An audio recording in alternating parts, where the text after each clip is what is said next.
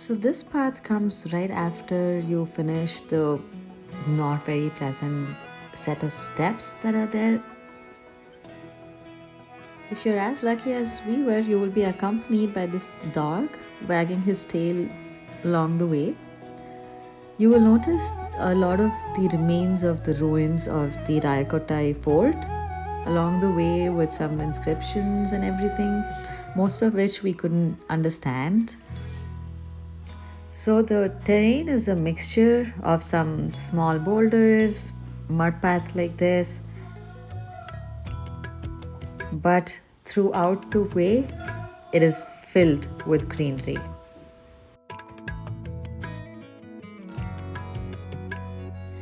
This is as steep as it can get, so it's really a very easy trek or a hike.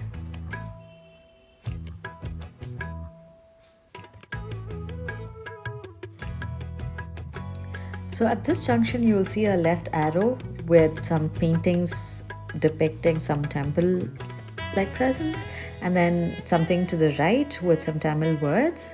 We took the path to the left first, and we noticed a temple there.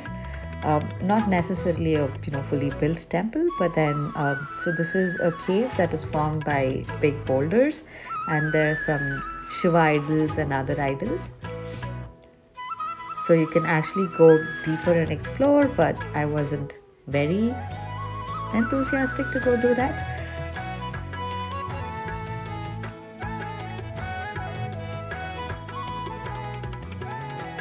We didn't find anybody there, any priest offering prayers at the point that we went.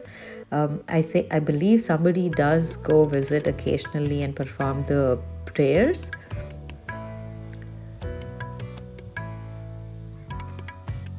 But the view is absolutely gorgeous, and I was just fixed there. After this, we took the path on the right, and this place is a little more trickier than the left one because we kind of reached the temple within a couple of 100 meters.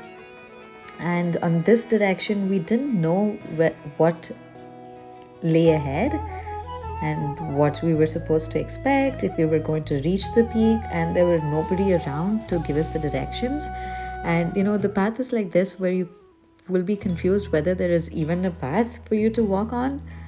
So we kind of had fun exploring, figuring out a way, and that's what added to the whole experience, I think.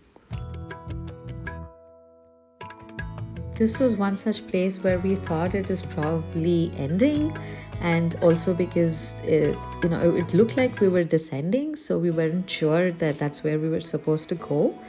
But we just kept moving, and that's what I would suggest you do. There are no directions there. There is no laid out road as such, but just keep peeping ahead and keep walking, and you will not regret it.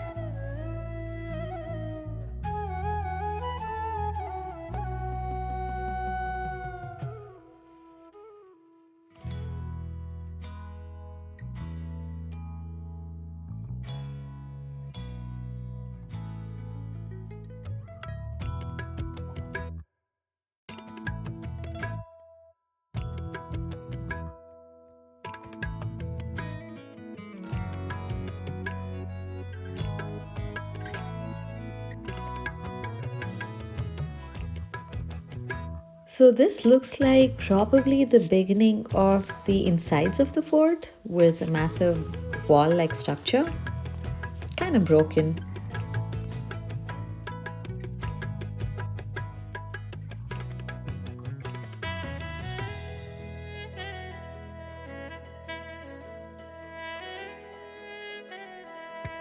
The place is also filled with multiple cave-like structures like these.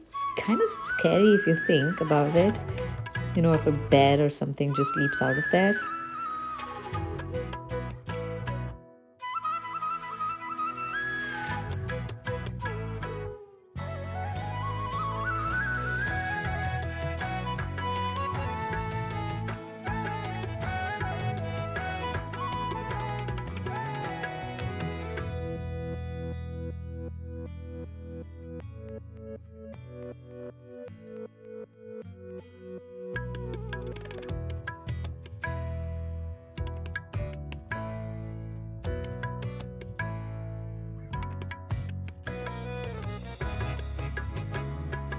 It seems like not a lot of people come this far. Thank God, because you can see how much more cleaner it is, minus all the plastic and trash.